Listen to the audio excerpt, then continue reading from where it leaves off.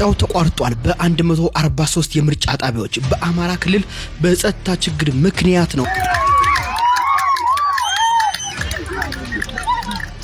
ሰበር ያልተጠበቀ ዜና የምርጫ ድምጽ መስጠት ከተጀመረ በኋላ በጸጥታ ችግር ምክንያት ምርጫ መቋረጡ ተሰማ። ዛሬ ሀገር ጉድበል መራጮቹ እነማን እንደሆኑ ተመልከቱ።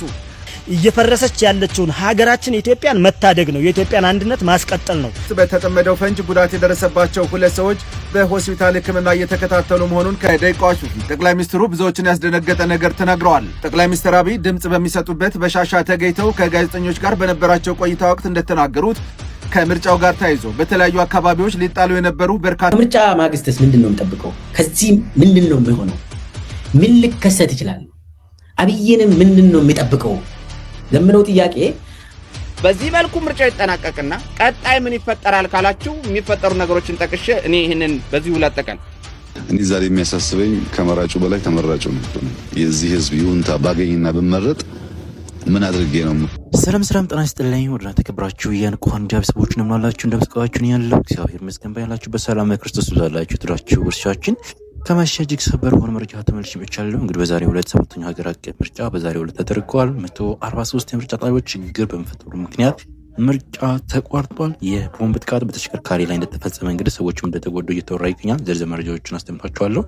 በተለይ በጣም እጅግ አነጋጋሪ ቪዲዮ አሉን እናያለን። በደብረ ታቦር ዩኒቨርሲቲ ከባድ ውጥረት ነግሶ ውሏል። ይሄንንም እናያለን።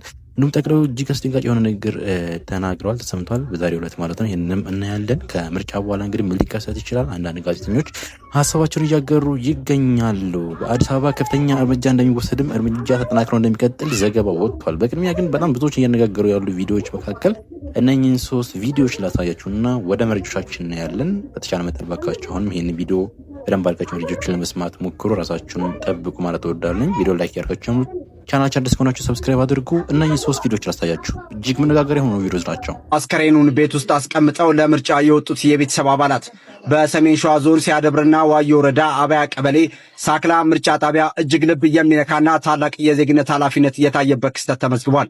ልጃቸውን በሞት የተለየባቸው ቤተሰቦች አስከሬን በቤት ውስጥ አስቀምጠው 7 የቤተሰብ አባላት በማለዳ ወደ ምርጫ ጣቢያ አምርተዋል። በቦታው የነበረው ማህበረሰብ ለሀዘናቸው ጥልቅ ክብር በመስጠት ሰልፍ ሳይጠብቁ ቅድሚያ ሰጥቷቸው ድምጻቸውን ከሰጡ በኋላ ወደ ልቅሶ ቤታቸው ተመልሰዋል። ይህ ተግባር ህዝባችን በምርጫው ሂደት ላይ ያለውን ጽኑ እምነትና ለሀገሩ ያለውን የላቀ ክብር በተግባር ያረጋገጠበት ሕያው ምስክር ነው ሲሉ አስተያየታቸውን የሰጡት ምክትል ጠቅላይ ሚኒስትር ተመስገን ጥሩነህ ናቸው። አንዱ ነው ጋይስ እየሰማችሁ በደንብ መረጃውንና ሁለተኛው ደግሞ ላስደብጣችሁ ሁላችሁ ማስተዋል አስተያየታችሁን ኮሜንት ላይ ማስቀመጥ ትችላላችሁ። በዚህ ቪዲዮ ላይ ያቃጥልህ አብይ አህመድ አንተ ብሎ ደግሞ አላህ ይባርክ ትላለህ። ህዝባችን ያቃጥል ነፍስ ይቃጠል። ዛሬ ሜይንስትሪም ሚዲያዎች ምርጫውን በተመለከተ አስገራሚ ጉዳዮችን እያሳዩን ይገኛሉ። ጥቂቶቹን ልንገራችሁ። የመጀመሪያው ኢቢሲ ነው። የመቱ ከተማ ነዋሪዋ መምህርት ኮኬት ተመስገን ልጇን ከወለደች ከ2 ሰዓት በኋላ ድምፅ ሰጥታለች። የልጇንም ስም ፊለኖ ብለዋለች። ፊለኖ የአፋን ኦሮሞ ስም ሲሆን ትርጉሙም ምርጫ ማለት ነው በማለት ዘግቧል። በምጥ ስሜት ውስጥ ሆነው በአምቡላንስ ምርጫ ጣቢያ በመገኘት ድምፃቸውን ስለሰጡት የከሚሴዋ እናት ጽናትም አሳይተውናል። ፋና በበኩሉ ዘንድሮ ለመጀመሪያ ጊዜ መምረጥ የቻሉትን የደብረ ሲናዋን አካል ጉዳተኛ አስተዋውቆናል። ከዚህም ባለፈ ቤተሰቡ የ10 ዓመት ታዳጊ ልጅ በሞት በማጣታቸው ትልቅ ሐዘን ላይ ቢሆኑም ከምንም በላይ ሀገር ትበልጣለች በሚል ጽኑ አቋም ወደ ምርጫ ጣቢያ አምርተው ድምፃቸውን የሰጡትን ቤተሰብ አስቃኝቶናል። ይህ በጥቂቱ ሲሆን እናንተ የተመለከታችሁት አስገራሚ የምርጫ አጋጣሚን ኮሜንት ላይ አጋሩኝ። መልካም ጊዜ። አሁን ደግሞ ማስደምጣችሁ በጣም ብዙዎችን እያነጋገረ ያለ በዘንድሮ ላይ ነው። ይሄ ነገር ለመጀመሪያ ጊዜ ተደርጎ የሚታወቀው እየተባለ ያለው ቪዲዮ ላሳያችሁ። በጣም ብዙዎች ትዝታቸው ያስቀምጡበት ነው ያለው። ሀገር ጉድበል መራጮቹ እነማን እንደሆኑ ተመልከቱ።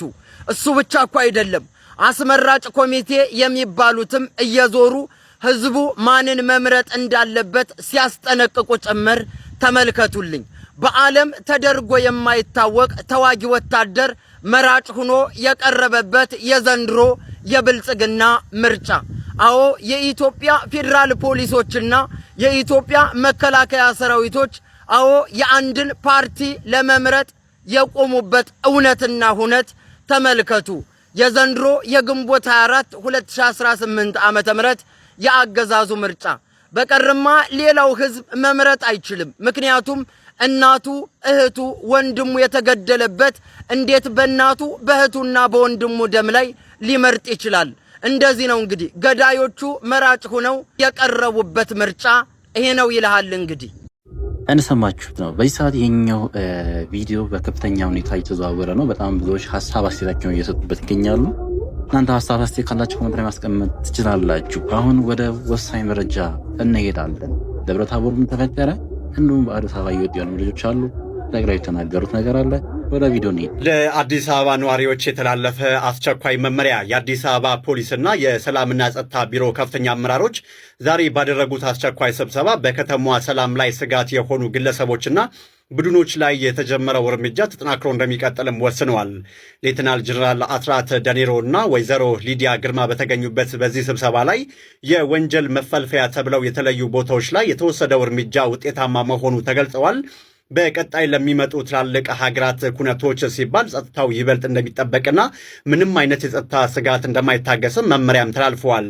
የእናንተ ሰፈር ምን ይመስላል? በፖሊስ የተወሰደ ያለው እርምጃን ትደግፋላችሁ ወይ? ሼር በማድረግ ለሌሎችም አሳውቁ።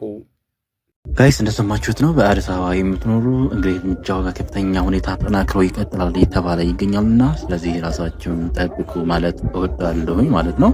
ወደ ቀጣይ መረጃ እንሄዳለን። በጣም ብዙዎችን እያነጋገረ ያለ የጠቅላይ መረጃ ነው ማለት ነው። ዶም ስለቀም ያለው ይላል ይህ ቪዲዮ። እስኪ እንስማና እንመለስ። ከደቂቃዎች በፊት ጠቅላይ ሚኒስትሩ ብዙዎችን ያስደነገጠ ነገር ተናግረዋል። ጠቅላይ ሚኒስትር አብይ ድምጽ በሚሰጡበት በሻሻ ተገኝተው ከጋዜጠኞች ጋር በነበራቸው ቆይታ ወቅት እንደተናገሩት ከምርጫው ጋር ተያይዞ በተለያዩ አካባቢዎች ሊጣሉ የነበሩ በርካታ ቦምቦችን ስንለቅም ቆይተናል።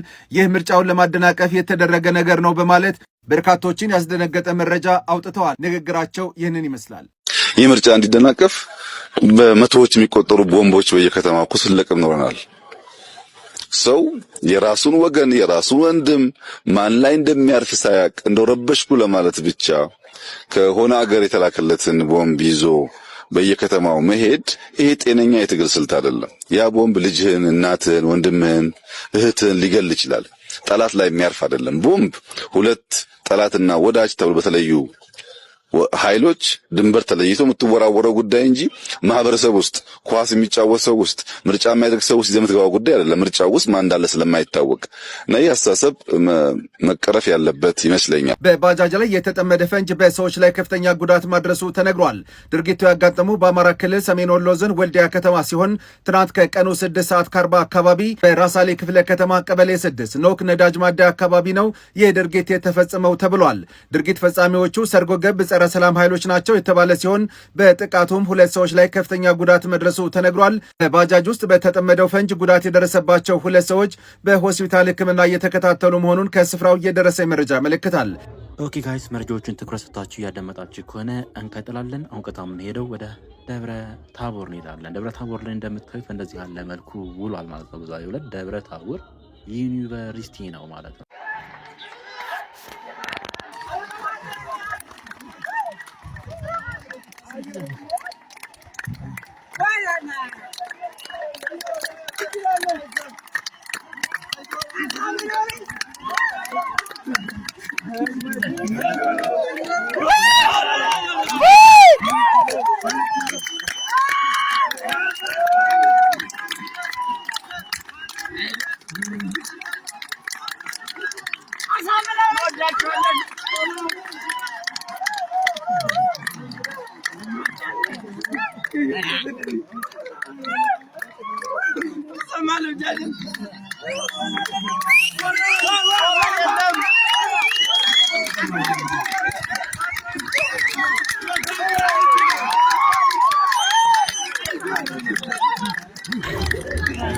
ኦኬ ፋሚሊ እንዳያችሁት ነው በደብረ ታቦር ዩኒቨርሲቲ በዛሬው ዕለት በእንደዚህ ያለ መልኩ የፋኖ ኃይሎች እንቅስቃሴ እያደረጉና በከፍተኛ ሁኔታ ተማሪ ወጥቶ እየተቀበላቸውና ሞራል እየሰጣቸው ይገኛል ማለት ነው። ስለዚህ በዚህ ዞን ላይ ምንም አይነት ምርጫ እየተካሄደ አይደለም ማለት ነው።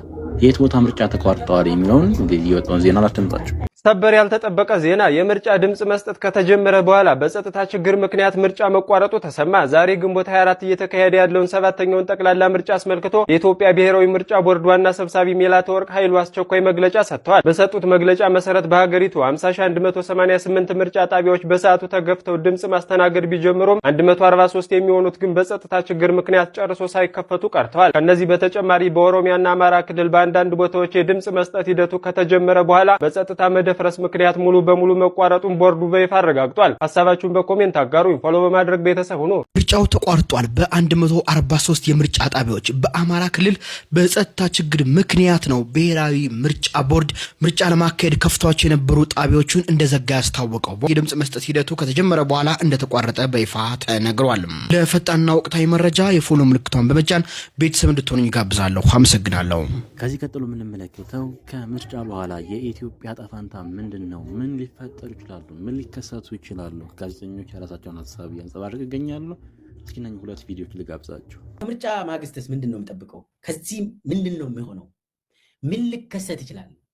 አብይንም ምንድነው የሚጠብቀው ለምለው ጥያቄ አንደኛ በአገር ውስጥ የአብይ ምርጫ ውሸት መሆኑን ህዝብ ደግሞ በግድ ለምሳሌ በተለያዩ ከተሞች አካባቢ በግድ ነው ወጥቶ እንዲመርጡ ይደረጋል። በከተሞች ገጠር ደግሞ ሚሊሻ ካድሬው ምርጫውን ጨርሷል። ኦልሬዲ አልቋል ገጠር ውስጥ። የከተማ ጉዳይ ነገ ሲካሄድ በግድ ስለሚሆን ህዝቡ ምንድነው የሚያደርገው? አበዛ አብይ ይላል። ሳይለንት ማጆሪቲ የሚባለው ማህበረሰብ ዝም ብሎ የሚቀመጥ በቃ የሚል ሰው ዝም ብሎ መኖር የመረጠ ህዝብ አሁን በቃን ይላል። ይሄ አበዛ አብይ ይላል። ከምርጫ ማግስት የምንጠብቀው አንደኛ የጦርነቱ ይቀጥላል። አብይ ጦርነቱን ያፋፍማል። አማጺ ቡድንም ይቀጥላሉ። ምናልባት የትግራይ ጦርነትም ሊጀመር ይችላል። ስለዚህ ጦርነቱ ተጧጥፎ ይቀጥላል። እዛ ላይ ጨምሮ ደግሞ ከተሞች አካባቢ አመፅ ሊካሄድ ይችላል። የህዝብ አመፅ፣ ህዝባዊ እምቢተኝነት ሊመጣ ይችላል። በነገራችን ላይ ምርጫን ካካሄድክ በኋላ ህዝብን ቀስቀሳል። ህዝብን ቀስቀሰ ደግሞ ህዝብ በሚፈልገው እንትን ይረዳል። ከዛ በኋላ የሚመጣው ንዴት አለ፣ የህዝብ ንዴት አለ። ያ ይመጣል፣ የሚቀር አይደለም። ለምሳሌ የአብይ አህመድ ወደ ስልጣን እንዲመጣ ያስደረገው አንዱ የኦሮሚያ አመፅ እና የአማራ ክልል አመፅ ነው እና አጠቃላይ ቄሮ፣ ፋኖ፣ ዘርማ ምናምን ብሎ የቦታ እንቅስቃሴዎች ነበሩ። ያ የጀመረው ግንጭ ላይ የተለኮሰች ጸረ ኢህአዴግ እምቢተኝነት ምርጫ ማግስት ነች። ያ 2015 አስታውሳለሁ፣ ህዳር ውስጥ 2015 ምርጫ ሲካሄድ እንደ አውሮፓ አቆጣጠር ነው። 2015 ምርጫ ከተካሄደ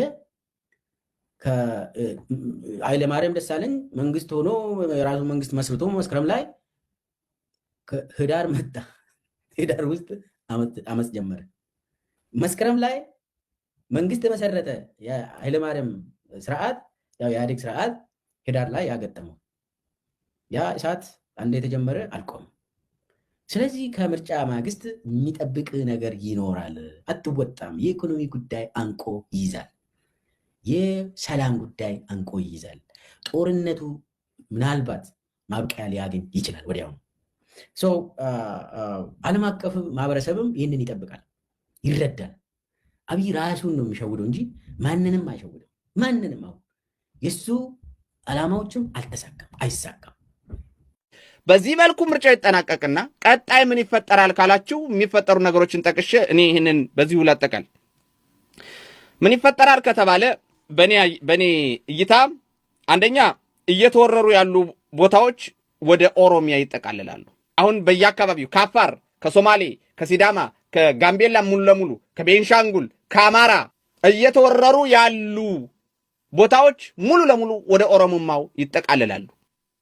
አማራው ለአራት ይሸነሸንና ሸዋ በኦሮሞማው ይሰለቀጣል። ትንቢት አይደለም እየተናገርኩ ያለሁት። እኔ የዩ ጩፋ ጎረቤት አይደለሁ። የሚሆነውን ነው እየተናገርኩ ያለሁት። ከምርጫው ማግስት ወዲያውኑ የእነ አብይ አህመድ ፕሮጀክቶች እነዚህ ናቸው። በየቦታው እየተወረሩ ያሉ ቦታዎች ወደ ኦሮሞማው ይጠቃልላሉ፣ ይሰለቀጣሉ። እንደገና ቀጣይ ደግሞ አማራው ለአራት ይከፈላል። ሸዋ በሰሜን ኦሮሚያ ውስጥ ተጠቃሎ ይሰለቀጣል። ጎጃም ክልል ይሆናል፣ ጎንደር ክልል ይሆናል፣ ወሎ ክልል ይሆናል። በሚያሳዝን ሁኔታ ግን ጎንደር ክልል ሲሆን ወልቃይትን አይጨምርም። ልንገራችሁ ብዬ ነው። ያው አይ ወልቃይትን ካገኘን ጎንደር ክልል ቢሆን ደስታችን ነው የሚል ሰው ብዙ ሰው አለ። አታገኛትም። ኦህዴድ ስልጣን ላይ እያለ ወልቃይት ወደ አማራ ይሆናል፣ ይጠቃልላል። እንዴት ወደ ጎንደር ክልል ሆኖ ወደ ጎንደር ይሆናል ብለህ ካሰብክ አንተ ላማለኝ በሰማይ ወተቷንም አላይ የሚለው ትውልድ ዘመን ሰው ነህ። ለኔ ወልቃይት ደጋግሜ ተናግሬያለሁ። ዛሬ አይደለም፣ የዛሬ ዓመት አይደለም፣ የዛሬ 2 ዓመት አይደለም፣ የዛሬ 3 ዓመት ወልቃይት የአብይ አህመድ ጆከር ነች፣ ካርታ ነች። ጎንደር ክልል ሲሆን ወልቃይትን ይጨምራል ብለህ እንዳታስብ፣ አይጨምርም። የኔ እይታ ነው። ሌላው በኔ እይታ ህወሓት ላይ ጦርነት ያውጃል። አሁን ለምንድን ነው ጦርነት ያላወጀው ከተባለ አቅም ስላነሰው ብቻ አይደለም። መጨረሻ ላይ ታላቋ ኦሮሚያ እውን ትሆናለች። ከዛ መሃል ግን እንዴት ነው ቲፒኤልኤፍ ላይ ከምርጫ በኋላ አብይ አህመድ ጦርነት የሚከፍት ካላችሁኝ እኔ የሚታዩ ፍንጮችን ልንገራችሁ። ምናልባት ታላቋ ኦሮሚያና ታላቋ ትግራይ እውን ሊሆኑ ቅርብ ርቀት ላይ ናቸው ያሉት። ታላቋ ትግራይ ታላቋ ኦሮሚያን ጠንካራ አገር ሆና እንድትወጣ አትፈልግም። በተመሳሳይ ታላቋ ኦሮሚያ ታላቋን ትግራይ ጠንካራ አገር ሆና እንድትወጣ አይፈልግም። ሁለቱም የሚስማሙት ግን አማራ መድቀቅ አለበት። ሁለቱም ይስማማሉ። እያደረጉትም ነው፣ አድርገውታልም። ሁለቱም ታላላቅ አገሮች ሆነው ይወጡ ዘንድ በጋራ ጠላትነት ያስቀመጡት አማራውን ነው። በዚህ ሂሳብ ኦሮሞዎችም ወደ 7፣ 8፣ 9 ተከፋፍለው ስራዎችን እየሰሩ ነው። አንዳንዱ ልክ እንደነ ጀዋር አይነቱ ኢትዮጵያ እያለ የማደንዘዝ ስራ እየሰራ ነው። እነ ጀዋርና ሌሎች መሰሎቻቸው አሉ። አንድ ደግሞ ዶክተር የአብይ አህመድ ጓደኛ የነበር አሁን ወደ ውጭ ወጥቶ የአብይ አህመድ እንደዚህ ሚስጥሩ እንደዚህ ነው እንደዚህ ብሏል እያለ እየወጣ የሚናገረው። ኦኬ፣ በነገራችን ላይ በዚሁ አጋጣሚ ለአማራዎች ማስተላለፍ ፈልገው እሱ ሰው የሚናገረው ንግግር በዓለም አቀፉ ማህበረሰብ ዘንድ ዊትነስ ሆኖ የሚቀርብ ነው። ቪዲዮውን ሪከርድ እያረጋችሁ ዳውንሎድ እያረጋችሁ ብታስቀምጡትና እንትን እየተባለ ሰብታይትል እየተሰራ ቢቀመጥ ጥሩ ነው። ምክንያቱም የመንግስት ባለስልጣን ስለነበር እሱ የሚናገረው ነገር 100% ዊትነስ ሆኖ ማገልገል ይችላል እኔና እናንተ ከምንጮኸው ይልቅ። ስለዚህ ይሄ ኢትዮጵያኒስቱ ጋር ቀርቦ ኢትዮጵያ እያለ የሚያደነዝዝ ኢትዮጵያ ልትፈርስ ነው ልትበተን ነው ብልጽግና እንዲህ አድርጎ አብይ አህመድ እንዲህ አድርጎ እያለ ወደ አማራው ቀርቦ በአማራው ልብ ውስጥ ለመቀመጥ እየተፈራገጠ ያለ ቡድን አለ።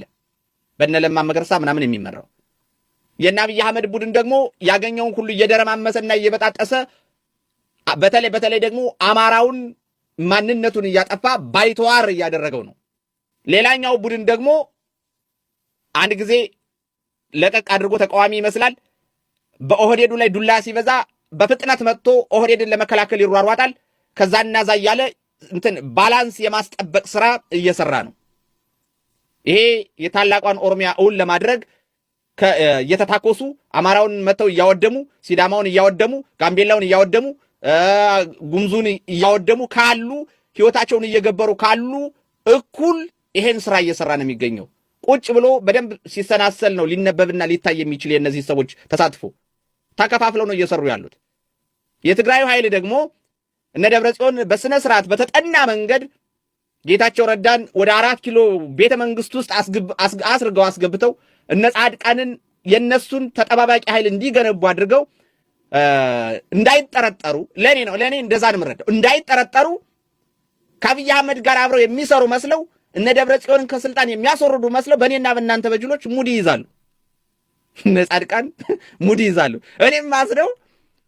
እኔም ማዝነው የአማራ ፋኖን ከወያኔ ጋር ይሰራል ብሎ ካለምንም ማስረጃ የሚከሰውና የሚያላዝነው ቡድን የነ ጻድቃንንና የነ ጌታቸው ረዳን ቡድን ሽኮኮ ካልያዝኳችሁ እያለ ነው። እኔ በአማራ ጄኖሳይድ ላይ ህወሓት ቲዲኤፍ በሚባለው ገዳይ ቡድን በአማራ ላይ ጄኖሳይድ ስትፈጽም የጄኖሳይዱ አዝማች መሪው ወታደራዊ መሪው ጻድቃን ገብረትንሳኤ ነው። የፖለቲካ መሪው ደግሞ ጌታቸው ረዳ ነው። ከአማራ ጋር የምናወራረደው ሂሳብ አለን ብሎ በአደባባይ የተናገረው ጌታቸው ረዳ ነው። እኔ ይቅርታ አድርጉልኝ፣ ከደብረ ጽዮን በብዙ እጥፍ ጌታቸው ረዳ በአማራ ደም ተጠያቂ ነው። ከጌታቸው ረዳ ጋር ቂጥ ለቂጥ ገጥመህ በአንድ ሱሪ 2 እግራችንን እናስገባ እያልክ የዘነጥህ ሌላውን የአማራ ታጋይ ከነ ደብረ ጽዮን ጋር ይሰራል ስትል እኔ ስታሳዝን አንተ ምን እያረክ ነው ተብለህ ልትጠየቅ ይገባል ማለት ነው ባጭሩ። ስለዚህ በተለያየ መንገድ ተበታትነው ጥቅማቸውን ለማስጠበቅ ግማሹ ቡድን ከዛኛውም ከኦሮሞማውም ከታላቋ ኦሮሚያ መስራቹም ከታላቋ ትግራይ መስራቹም ግማሹ ኢትዮጵያ ይላል ኢትዮጵያኒስት መስሎ ግማሹ ያኛውን መንግስትን የሚቃወመውን አካል ተቃዋሚ መስሏል። ሌላኛው የመንግስት ተቃዋሚ መስሎ በተለያየ ቡድን ተከፋፍሎ ስራውን እየሰራ ነው። በ4 በ5 እስከ 7 ድረስ የሚደርሱ ቡድኖች አሉ። ጽንፈኞች ደንግጠዋል። ዲያቆን ዳንኤል ክብረት የጠቅላይ ሚኒስትሩ የማህበራዊ ጉዳዮች አማካሪ ዲያቆን ዳንኤል ክብረት በዛሬው ምርጫ ህዝቡ ግልብጥ ብሎ በመውጣቱ ጽንፈኞች ግራ ተጋብተዋል ይላሉ። ዳንኤል እንደሚሉት ከሆነ ጽንፈኛና ታጣቂ ኃይሎች ህዝቡ እንዳይመርጥ ከፍተኛ ቅስቀሳና ማስፈራሪያ ቢያደርጉም ህዝቡ ግን ጆሮ አልሰጣቸውም። እንዲያውም የህዝቡን መውጣት ሲያዩ ጽንፈኞቹ ራሳቸው ተገርመዋል ሲሉ በግጥምም ገልጸውታል። ባንዳውን አልሰማም ዜጋው አመረረ፣ ጽንፈኛ ደንግጦ አፉን በእጁ ጭኖ ያደንቅ ጀመረ የሚለው የዳንኤል ግጥምም ብዙዎችን እያነጋገረ ይገኛል። እናንተስ በአካባቢያችሁ የምርጫ ውሎ ምን ይመስላል? የዲያቆኑ ግጥም ከእውነታው ጋር ይጣጣማል ወይ? እስኪ ተወያዩበት። አዲስ ከሆናችሁ ደግሞ ፎሎ ማድረግ እንዳይዘነጋ። እኔ ዛሬ የሚያሳስበኝ ከመራጩ በላይ ተመራጩ ነው። የዚህ ህዝብ ይሁንታ ባገኝና ብመረጥ ምን አድርጌ ነው የምከሰው የሚለው ጉዳይ ያሳስበኛል። ይሄ ህዝብ በቁርጠኝነት ሚሻውን ወስኖ በዲሞክራሲያዊ መንገድ ከመረጠ በኋላ የተመረጡ ሰዎች በዚያ ልክ ታምነው እጃቸው ልባቸው ንጹህ ሆነው ደከመን ታከተን ሳይሉ ሰርተው ይሄን ሀገር ታሪክ የመቀየር የዚህን ታላቅ ህዝብ ውለታ መክፈል ዝግጁነታቸው ምን ያክል ነው? ጠቅላይ ሚኒስትር ዶክተር አብይ አህመድ በሰባተኛው ጠቅላላ ምርጫ በትውልድ ቀያቸው በሻሻ ጎማ 2 ሃሮ ምርጫ ጣቢያ ድምጽ ሰጥተዋል። እንደምትመለከቱት ጠቅላይ ሚኒስትሩ እንግዲህ ድምጻቸውን ሰጥተዋል። በተለያዩ ቦታዎች ላይ ዛሬ ከጠዋቱ 12 ሰዓት ጀምሮ ህዝብ ወጥቶ እንግዲህ እየመረጠ ይገኛል። ያልመረጣችሁ ሰዎች አሁንም እየሄዳችሁ እንድትመርጡ ማለት ፈልጋለሁ። ሪፖስት፣ ኮፒ ሊንክ፣ ሼር ይደረግ። መልእክት ማስተላለፍ የምንፈልገው እንደ ምኒልክ ዕዝ አንደኛ ፋኖ ከተሞችን በከበባ ውስጥ አስገብቷል። ሁሉም ከተሞች አሁን በፋኖ ከበባ ውስጥ መሆናቸውን ህዝባችን ያውቃል። የትኛውም ከተሞች በፋኖ አይን ውስጥ ናቸው። ስለሆነም ያገዛዙ ኃይል ላይ የኃይል እርምጃ እንደምንወስድ ወታደራዊ ጥቃት እንደምንከፍት መታወቅ መቻል አለበት። ሌላው የሐሰት ምርጫ አስፈጻሚዎች ላይ የማያዳግም እርምጃ እንደምንወስድ፣ ባንዳዎች ትላንትና የአማራን ህዝብ የሸጣችሁ የአማራ ባንዳዎች፣ ዛሬም የስንዴ ነዶ ምልክት ያለበት ቲሸርትና ኮፍያ የለበሳችሁ ባንዳዎች ከአሁኑ ቲሸርትና ኮፍያችሁን እያቃጠላችሁ አስተላለፋችሁን እንድትቀይሩ መልእክታችን ማስተላለፍ እንፈልጋለን። እኛ ዋና ፍላጎታችን ዋና ዓላማችን የአማራን ህዝብ ከህልውና አደጋ ማውጣት ነው። ሁለተኛ እየፈረሰች ያለችውን ሀገራችን ኢትዮጵያን መታደግ ነው። የኢትዮጵያን አንድነት ማስቀጠል ነው። ስለዚህ በየጓዳው የነበራችሁና ፋኖ የተዳከመ ሲመስላችሁ ብቅ ብቅ ያላችሁ አንዳንድ ባንዳዎች አርፋችሁ እንድትቀመጡ መልእክታችን በጥብቅ ማስተላለፍ እንፈልጋለን። እኛ ህዝቡ ገዳዩን አልመጥም ማለት መቻል አለበት። ገዳይ ነው የብልጽግና ስርዓት፣ ያፈናቀለ የብልጽግና ስርዓት ነው። በከባድ መሳሪያ ቤትህን የሚያቃጥልብህ፣ ልጆችን የሚገልብህ፣ በሞርተርና በመድፍ የሚጨፈጭፍ የሚገልብህ የብልጽግና ስርዓት ልትመርጥ አይገባም። በወለጋ በሁሉም በኦሮሚያ ክልል በደቡብ ሊሆን ይችላል፣ በማንኛውም የኢትዮጵያ አካባቢዎች ያፈናቀለህን የብልጽግና ስርዓትን ላለመምረጥ እንዲህ ማለት ይጠበቅብሃል። ልናስተላልፍ የምንፈልገው መልእክት ህዝባችን ነገ በየቤቱ እንዲቀመጥ እንፈልጋለን። ነገ ግንቦት 24 ለአማራ ህዝብ የሞት ቀን ስለሆነ ለኢትዮጵያ ደግሞ የቁልቁለት ጊዜ ስለሆነ ሁሉም የአማራ ህዝብ ሁሉም የአማራ ማህበረሰብ እያንዳንዱ አማራ ከቤቱ እንዲቀመጥ ጥብቅ መልእክት ማስተላለፍ እንፈልጋለን። ሁሉም አማራ በየቤቱ መቀመጥ አለበት። ነገ ግንቦት 24 አልመርጥም በማለት ያገዛዙን አሻጥር አልቀበልም በማለት የአብይ አህመድ ስርዓትን አልመርጥም፣ ገዳዬን አልመርጥም፣ ለገዳዬ አልተባበርም በማለት በየቤቱ እንዲቀመጥ መልእክታችን ማስተላለፍ እንፈልጋለን። ይሄ በየቤቱ መቀመጡ አንደኛ ፋኖ ያገዛዙ ኃይል ባለበት ሁሉ እና በሚንቀሳቀስበት ሁሉ እርምጃ ስለሚወስድ ከእንደዚህ አይነት ጥቃቶች ራሳቸውን እንዲጠብቁ መልእክት ማስተላለፍ እንፈልጋለን። ሌላው ግን ዓለም አቀፉ ማህበረሰብ እንዲረዳው የምንፈልገው ነገር አንደኛ ሰላም በሌለበት፣ ሁለተኛ የተጭበረበረና ህጋዊ ምርጫ ሐሰተኛ ምርጫ ለማድረግ እየተንቀሳቀሰ ያለ አገዛዝ በመሆኑ፣ ሶስተኛ ዜጎችን በማስገደድ በዓለም አቀፍ የምርጫ ህግ በወጣ መልኩ ዜጎችን በማስገደድ የኃይል እርምጃ እየወሰደ ያለ ስርዓት መሆኑን እንዲገነዘብ እንፈልጋለን። አራተኛ በግጭት ተጨማሪ እድሜ ለማግኘት ሌሎች በአፍሪካ በቀጠናው ላይ ተጨማሪ ግጭቶችን፣ ተጨማሪ ቀውሶችን፣ ተጨማሪ ጦርነቶችን ለመፍጠር የብልጽግና ስርዓት እድሜ ለማግኘት እየሰራ በመሆኑ ዓለም አቀፉ ማህበረሰብ ዓለም አቀፍ ተቋማት ይህን እንዲያወግዙ እንዲረዱ መልእክት ማስተላለፍ እንፈልጋለን። ህዝባችን ያቃጠልክ፣ አማራን ያቃጠልክ፣ እንደዚህ ነፍስ ይቃጠል እንደዚህ